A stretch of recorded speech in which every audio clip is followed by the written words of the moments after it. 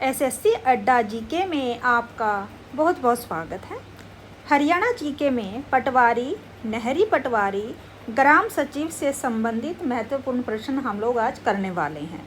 कल हमने पटवारी, नहरी पटवारी जो ग्राम सचिव से संबंधित जो महत्वपूर्ण शब्दावली थी, आपको पता ही है जो पटवार का जितना भी रिकॉर्ड रहता है वह सारा उर्दू में मिलता है। तो हमने कल जो वीडियो डाली थी उसमें उर्दू और हिंदी के मीनिंग बताकर पूरी शब्दावली वहाँ डाली गई है कि फ़र्द को क्या कहा जाता है, वालिद को क्या बोला जाता है, या जो इकरारनामा क्या रहता है, इंतकाल क्या है। तो पूरी वहाँ पर हिंदी और उर्दू में आपके लिए पूरी शब्दावली डाल दी गई है, जो परीक्षा के लिए अत्यंत महत्वपूर्ण है। और ये क्वेश्चन यहाँ से ज़रूर आएंगे एग्ज़ाम में। आज भी जो वीडियो डाली जाएगी वहाँ से भी प्रश्न ज़रूर पूछे जाएंगे। तो आइए, सबसे पहले आपको पता होना चाहिए कि जो पटवारी है, पटवारी कौन होता है। तो आइए देखते हैं। पटवारी किसानों का प्रथम प्रशासनिक प्रतिनिधि है, जो किसानों की समस्या को शासन व प्रशासन तक तथा जो योजना है वो जनता तक पहुंचाता है। पटवारी राजस्व विभाग का अधिकारी होता है। तो पटवारी, सबसे पहले अगर क्वेश्चन पूछा जाए कि पटवारी कहाँ का अधिकारी होता है, तो आप बताएंगे पटवारी राजस्व विभाग का अधिकारी होता है। दूसरा कि पटवारी का जो क्या काम होता है, तो ये देखिए किसानों की समस्या को कहाँ तक पहुँचाता है, तो वह शासन व प्रशासन तक वह सारी समस्याएं पहुँचाता है। फिर उसके अलावा जो योजनाएं उनसे संबंधित होती है, किसानों से संबंधित जो योजनाएं हैं वह जनता तक पहुँचाने का कार्य करता है। कौन? ये सभी कार्य पटवारी के द्वारा किए जाते हैं।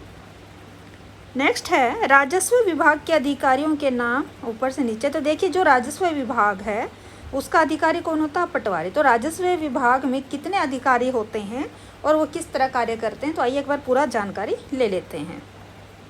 सबसे उच्च अधिकारी कौन होता है? तो उच्च होता है मुख्य राजस्व अधिकारी, जिसको आप क्या कहेंगे? इनको आप सचिव के रूप में जानते हैं। उसके बाद आपका रहता आयुक्त कमिश्नर। कौन रहेगा? आयुक्त कमिश्नर। इसको यानी कि आयुक्त मतलब आप हिंदी में आयुक्त बोल लेंगे, हिंदी में इसको, और इंग्लिश में कमिश्नर। उसके बाद होता है उपायुक्त। कौन होता है? उपायुक्त यानी कि डिप्टी कमिश्नर।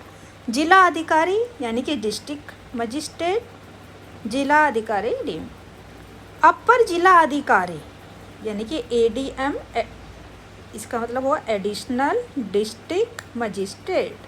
क्या हुआ? एडीएम मतलब एडिशनल डिस्ट्रिक्ट मजिस्ट्रेट। देखिए, ये नाम जो यहाँ पर दिए गए हैं आपसे पूछे जा सकते हैं, ठीक है। उसके बाद आते हैं तहसीलदार, उसके बाद नायब तहसीलदार, उसके बाद कानूनगो। कानूनगो यानी इसको गिरदावर भी कहा जाता है, कानूनगो को गिरदावर भी कहा जाता है। उसके बाद सबसे रहते हैं फिर पटवारी। तो ये इस तरह से ये जो राजस्व विभाग के सभी अधिकारी हैं, यहाँ पर ये पूरी डिटेल आपको बता दी गई है। जिले में उपायुक्त यानी कि जो डिप्टी कमिश्नर जो होते हैं वह राजस्व प्रशासन का सर्वोच्च अधिकारी होता है, और तहसील का सर्वोच्च अधिकारी। और जो तहसील होती है, आपने सुना ही होगा, आपका हर जो होता है, शहर है या गांव है, सब जगह एक तहसील होती है। तो तहसील के अंदर जो सबसे उच्च अधिकारी कौन होता है? वह तहसीलदार रहता है। कौन रहता है? तहसीलदार रहता है। भारत में खेत मापन का इतिहास क्या है? तो जो खेत मापने की जो प्रक्रिया है, यानी कि खेत यानी भूमि को जो नापने का कब से स्टार्टिंग की गई कि भूमि को नापा जाए, खेतों की लंबाई चौड़ाई के अनुसार, क्षेत्रफल के अनुसार उनको नापा जाए, यह इतिहास क्या है? कब से इसको मापना स्टार्ट किया गया था? तो भारत में ज़मीनों को मापने की बात करें तो कहा जाता है कि भारत में इसकी शुरुआत अकबर के शासनकाल में हुई थी। तो ऐसा माना जाता है कि जो शुरुआत हुई थी वह कब हुई थी? अकबर के शासनकाल में। परंतु लेकिन कुछ लोगों का ये भी मानना है कि यह तो उससे भी पहले की प्रक्रिया है। उसका कारण क्या है? ऐसा वो लोग क्यों बोलते हैं, तो देख लेते हैं। क्योंकि अकबर ने अपने शासनकाल के दौरान वर्ष 1587 कब? वर्ष 1587 में सिकंदरी गज को हटाकर उसके स्थान पर इलाही गज की शुरुआत की थी। तो देखिए, जब सिकंदरी गज अगर हटाया गया है तो इसका मतलब पहले क्या था, और इलाही गज की शुरुआत की गई, तो इसका मतलब यही हुआ कि भूमि मापन की जो प्रक्रिया है वह अकबर से भी पहले चली आ रही थी। क्योंकि जब अकबर आए तभी तो इन्होंने, अगर चली आ रही थी वो प्रक्रिया, तभी तो सिकंदरी गज को इन्होंने हटाकर इलाही गज की शुरुआत की। तो ये कैसा था, कुछ लोगों का ऐसा मानना है। सिकंदरी गज के अंतर्गत मापन के लिए, जब सिकंदरी गज था, जो सिकंदरी गज का जो मापन था वो कैसे किया जाता था। सिकंदरी गज एक क्या होती थी, वो एक सन की रस्सी होती थी। सिकंदरी गज में किसका यूज किया गया था, सन की रस्सी। सन क्या होता है, आप लोगों ने देखा होगा कि जो गांव में आज भी देहात में घरों में आपको खाट मिल जाती है, और जो खाट है, खाट को भरा जाता है, जो भरने के लिए एक रस्सी होती है, उस रस्सी का रंग कैसा होता है, वो मिट्टी के रंग जैसा रहता है। तो वो जो रस्सी बनाई जाती है वह कैसे होती है, वो सन एक तरह का जैसे जूट रहता है, इस तरह का एक सन रहता है, उस सन से उसको बनाया जाता था। तो सिकंदरी गज जो थी, सिकंदरी गज की जो मापन प्रक्रिया थी, वह एक सन की रस्सी के द्वारा उसको नाप करा जाता था। अकबर द्वारा सिकंदरी गज को समाप्त कर दिया गया। तो जब अकबर आए तो अकबर ने क्या किया, सिकंदरी गज को हटाकर क्या किया, इलाही गज की शुरुआत की थी। अब ये इलाही गज क्या है ये देख लेते हैं। इलाही गज 41 उंगली या 33 इंच के बराबर होता था।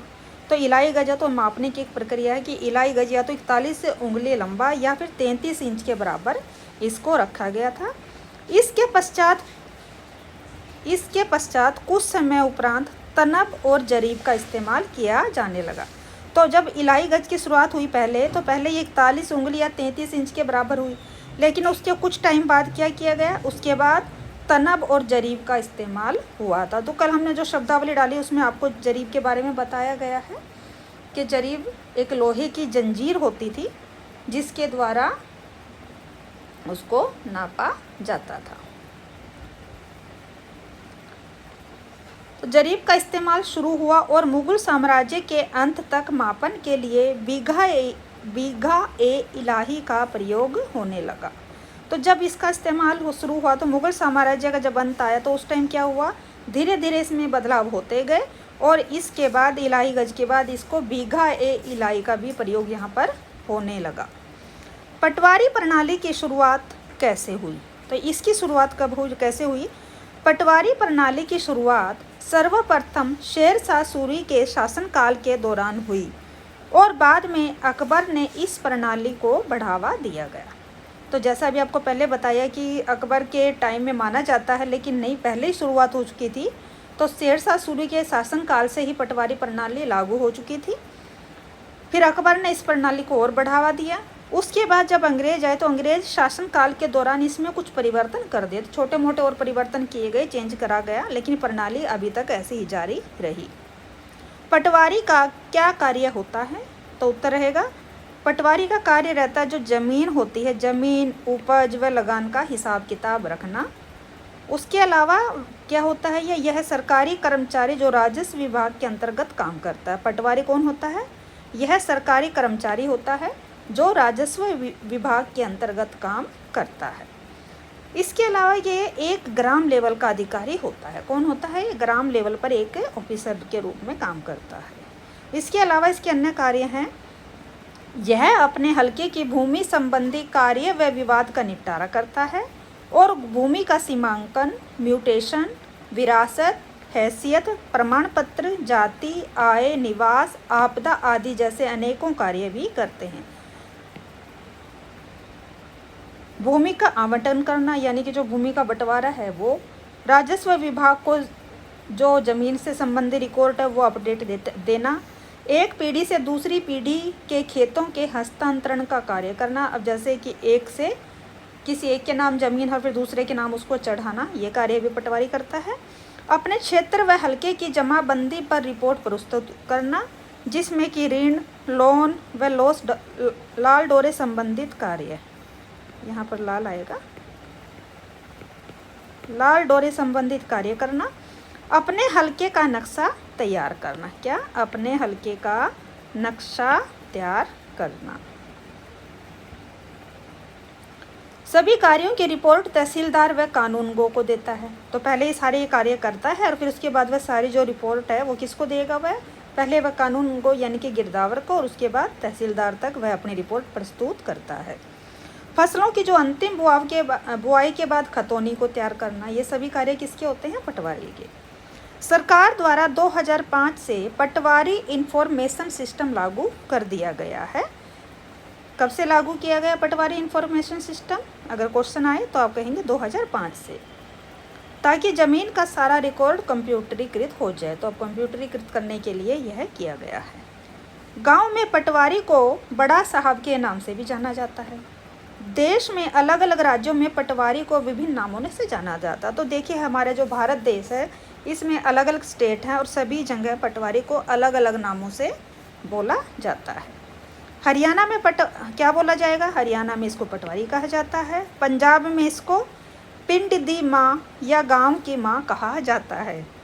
राजस्थान में इसको हाकिम साहब, उत्तर प्रदेश में लेखपाल, महाराष्ट्र में तलेठी, उत्तराखंड में इसको राजस्व पुलिस, गुजरात में पटवारी को कुलकर्णी के नाम से जाना जाता है, तमिलनाडु में इसको कारनाम अधिकारी के नाम से जानते हैं।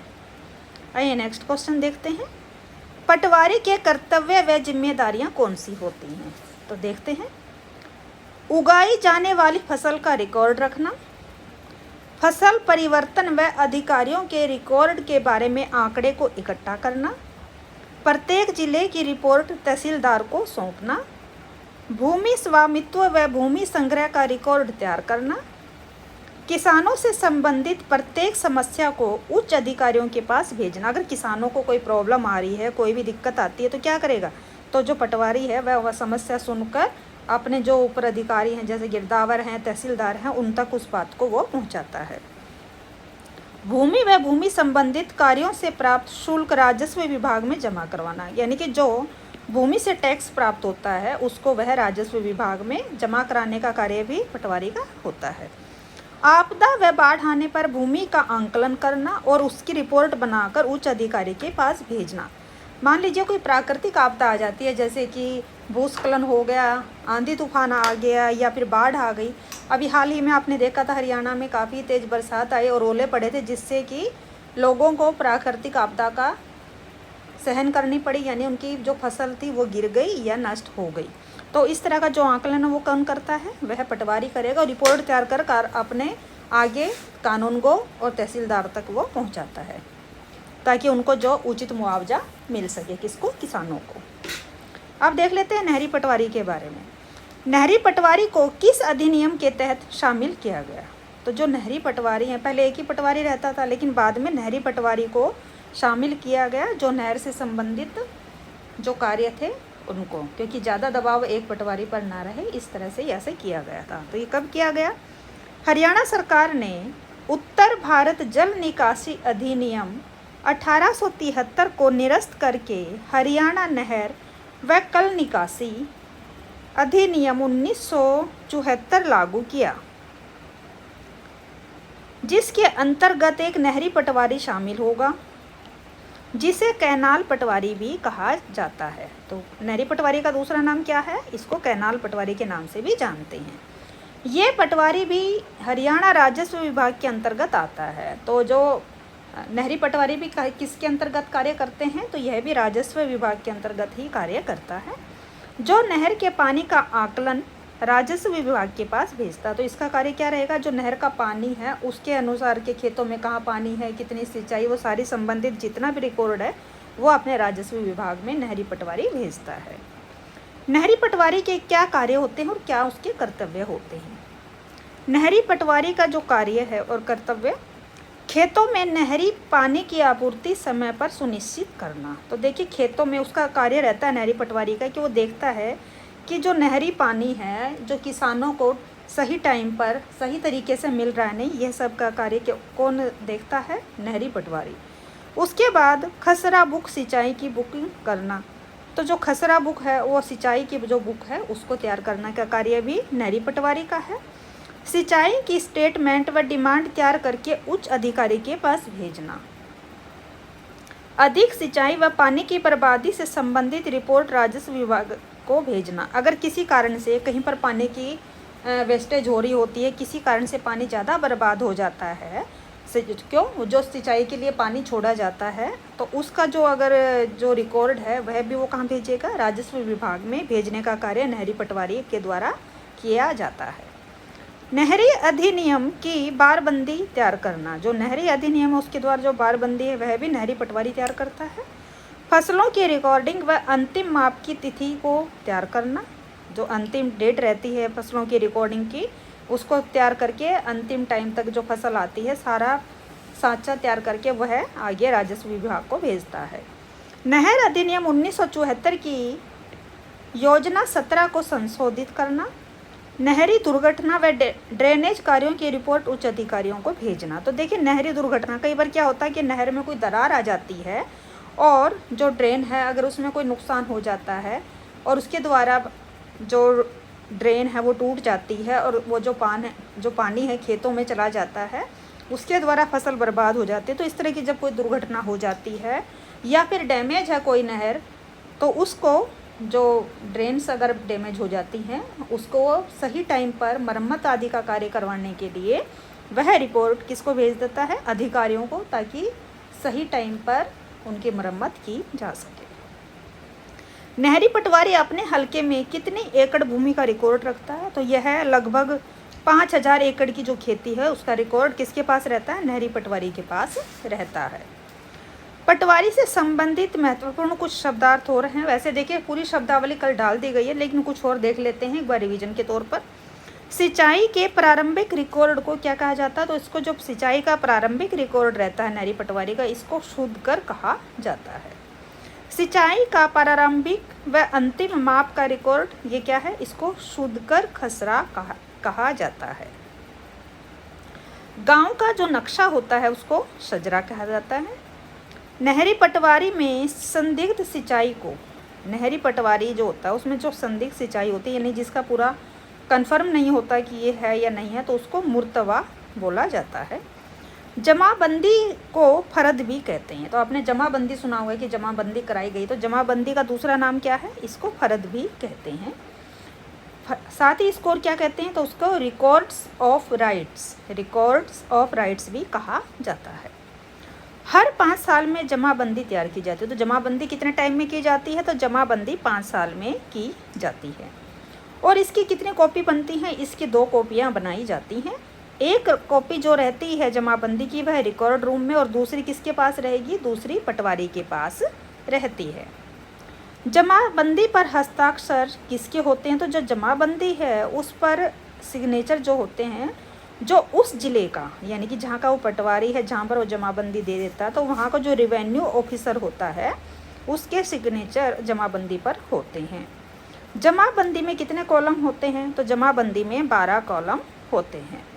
वर्तमान में जमाबंदी को ऑनलाइन किया जा रहा है। तो देखिए जैसे जैसे चीज़ें परिवर्तित हो रही हैं तो क्या करा जा रहा है, अब जमाबंदी है जो उसको भी ऑनलाइन किया जा सकेगा। आप जमाबंदी यानी कि अपनी फ़र्द ऑनलाइन भी ले सकेंगे। इस तरह की प्रक्रिया अब की जा रही है।